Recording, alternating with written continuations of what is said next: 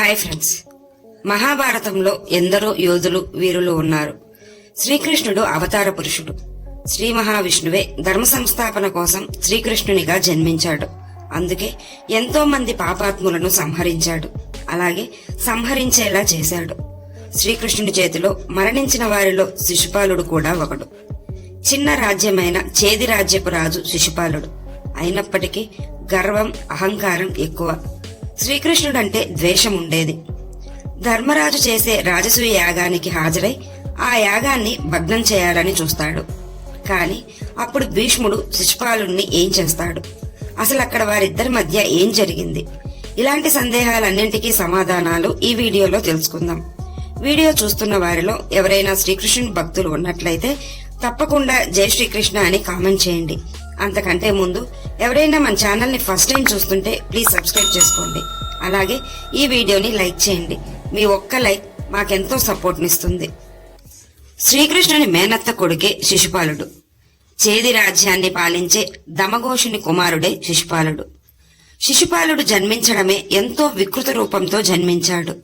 3 కళ్ళు 4 చేతులతో జన్మించిన శిశుపాలుణ్ణి చూసి తల్లిదండ్రులు ఎంతగానో భయపడ్డారు. దమఘోషుడు ఆ బిడ్డ కారణంగా చెడు సంఘటనలు జరిగే ప్రమాదం ఉందని భావించి అడవుల్లో వదిలి రావాలని నిర్ణయించుకుంటాడు. అప్పుడే ఆకాశవాణి మాటలు వినపడతాయి. ఎవరైతే శిశుపాలుణ్ణి ఎత్తుకున్నప్పుడు అతని అదనపు చేతులు, కళ్ళు మాయమవుతాయో వారి చేతిలోనే శిశుపాలుని మరణం ఉంటుందని ఆకాశవాణి పలికింది. వెంటనే దమఘోషుడు అందరినీ పిలిపించి శిశుపాలుణ్ణి ఒక్కొక్కరిగా ఎత్తుకోమని చెప్పాడు. కాని ఎవరు ఎత్తుకున్నా శిశుపాలుని అదనపు చేతులు పోలేదు. అయితే ఒకసారి బలరామకృష్ణులు వారి మేనత్తను చూడాలని చేది రాజ్యానికి వచ్చారు. శ్రీకృష్ణుడు శిశుపాలుణ్ణి ఎత్తుకుంటాడు.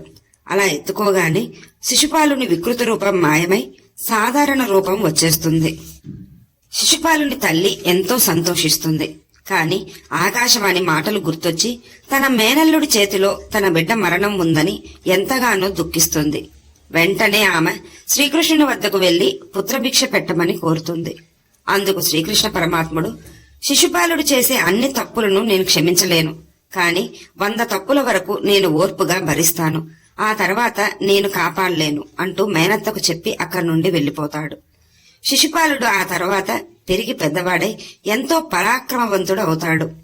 శిశుపాలునికి ఎంతో గర్వం, అహంకారం ఎక్కువై తప్పులపైన తప్పులు చేసుకుంటూ వెళ్తుంటాడు. వసుదేవుని యజ్ఞాన్ని అడ్డుకున్నాడు. అలాగే దాంతోపాటు అశ్వాన్ని దొంగలించాడు. తర్వాత ఆ అశ్వాన్ని కూడా సంహరించాడు. భోజరాజుల్ని కూడా చంపేశాడు. శ్రీకృష్ణుడు లేని సమయం చూసి ద్వారకకు నిప్పంటించడమే కాకుండా రుక్మిణిని వివాహం చేసుకోవాలని చూస్తాడు. కాని ఇన్ని తప్పులు చేస్తున్నప్పటికీ శ్రీకృష్ణుడు ఇచ్చిన మాట కోసం మౌనంగా భరించాడు.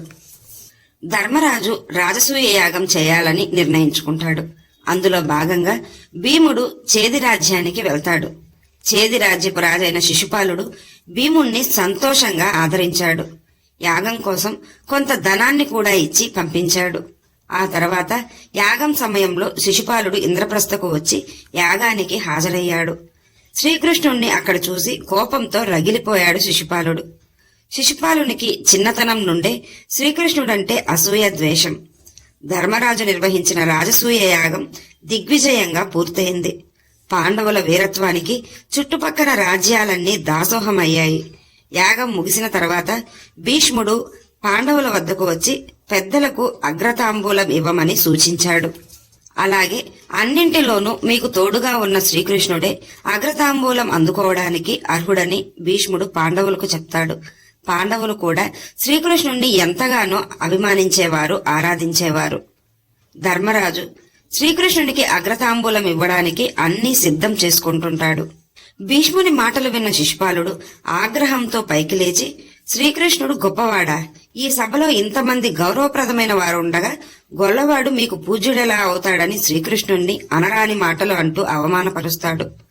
పుట్టల్ని ఎత్తడం, పుచ్చిన చెట్లను పడగొట్టడం లాంటివి కూడా మీ దృష్టిలో పరాక్రమమేనా అంటూ శ్రీకృష్ణుణ్ణి హేళన చేస్తూ ధర్మరాజుని నిందిస్తాడు. ఆ మాటలకు భీముడు, సహదేవుడు ఆగ్రహంతో శిశుపాలుణ్ణి వధించబోతారు. కాని భీష్ముడు వారిని అడ్డుకుంటాడు. అయినా శిశుపాలుడు అక్కడితో ఆగకుండా, ఒక స్త్రీని చంపిన పాపాత్ముడు ఈ శ్రీకృష్ణుడు. అలాంటి వాణ్ణి మీరు పూజ్యుడు అర్హుడు అంటున్నారు. మరి ఇక్కడున్న రాజులందరినీ ఎందుకు పిలిచారు ఈ యాగానికి? అంటే వీరందరినీ ధర్మరాజు పిలిచి అవమానిస్తున్నాడని నాకనిపిస్తూ ఉంది అంటూ శిశుపాలుడు పాండవులను అనరాని మాటలంటాడు. అలాగే అక్కడున్న రాజులలో కొంతమందిని ఏకం చేసి వారందరినీ పాండవులపైకి ఉసుగొల్పుతాడు. ఆ సమయంలో భీష్ముడు శిశుపాలునితో, నీకు అహంకారం గర్వం ఎక్కువైపోయి ఇలా ప్రవర్తిస్తున్నావు అంటాడు. నేను శ్రీకృష్ణుడిలాగా నీ 100 తప్పులయ్యే వరకు సహించను. ధర్మరాజును నిందించడం, అలాగే ఈ యాగంలో నీ అహంకారాన్ని, నువ్వు చేసే ఈ ఆరోపణలను సహించలేను. నిన్ను వధించక మానను అంటూ ముందుకెళ్తున్న భీష్ముణ్ణి శ్రీకృష్ణుడు అడ్డుపడతాడు. పితామహ, కొంత సమయం మీరు వేచి ఉండండి అంటూ భీష్ముణ్ణి కోరతాడు. శ్రీకృష్ణుడంటే శిశుపాలునికి ముందు నుండే వైరముంది. అందుకే ఎప్పుడూ శ్రీకృష్ణుణ్ణి అవమానిస్తూ తప్పులపైన తప్పులు చేస్తుండేవాడు. శిశుపాలుడు రుక్మిణిని వివాహం చేసుకోవాలని అన్ని ఏర్పాట్లు చేసుకున్న తర్వాత రుక్మిణి శ్రీకృష్ణుణ్ణి ఇష్టపడుతుంది. ఆ సమయంలో శ్రీకృష్ణుడు వచ్చి రుక్మిణిని తీసుకెళ్లి వివాహం చేసుకుంటాడు. ముందు నుంచే శ్రీకృష్ణుడంటే ద్వేషం శిశుపాలునికి. రుక్మిణి విషయంలో ఇలా జరిగేసరికి శ్రీకృష్ణుడిపై ఇంకా ద్వేషం పెరిగిపోయింది. అందువల్లే అవకాశం దొరికినప్పుడల్లా శ్రీకృష్ణుణ్ణి నిందిస్తూనే ఉంటాడు. ఈ కారణంగానే ధర్మరాజు నిర్వహించిన రాజసూయ యాగంలో శిశుపాలుడు శ్రీకృష్ణుణ్ణి అవమానించాలని చూశాడు. ఆ మాటలకు భీష్ముడు, భీముడు, సహదేవుడు శిశుపాలుని చంపాలని ముందుకొచ్చినా శ్రీకృష్ణుడు అడ్డుపడతాడు. ఆ సమయంలో శిశుపాలుని జన్మ గురించి, అలాగే అతని మరణం గురించి వారికి వివరిస్తాడు శ్రీకృష్ణుడు. దాంతో పాండవులందరూ మౌనంగా చూస్తుండిపోతారు. శిశుపాలుని మాటలు ఆపకుండా ఎన్నో రకాలుగా అవమానించినా చూస్తూ ఉంటాడు శ్రీకృష్ణుడు. అప్పటికే 100 తప్పులు పూర్తయిపోయాయి. శిశుపాలుని చెడు ప్రవర్తన తారాస్థాయికి చేరడంతో, అలాగే అగ్రతాంబూలం శ్రీకృష్ణునికి ఇవ్వనీయకుండా అడ్డుపడడంతో 100 తప్పులు పూర్తయిపోయి 101వ తప్పు చేశాడు. దాంతో ఆ సభలోనే అందరి ముందు శ్రీకృష్ణుడు తన సుదర్శన చక్రంతో శిశుపాలుణ్ణి వధిస్తాడు. శిశుపాలుని మరణం శ్రీకృష్ణుని చేతిలో ఉన్నందున శ్రీకృష్ణుడే సంహరించాడు. అహంకారం, గర్వం, ద్వేషం, అసూయ లాంటి వాటి వల్ల శిశుపాలుడు మరణించాడు. సుదర్శన చక్రాన్ని శ్రీకృష్ణుడు ప్రయోగించినప్పుడు కృష్ణుని వేలుకి చిన్న గాయమై రక్తం కారుతుంటుంది.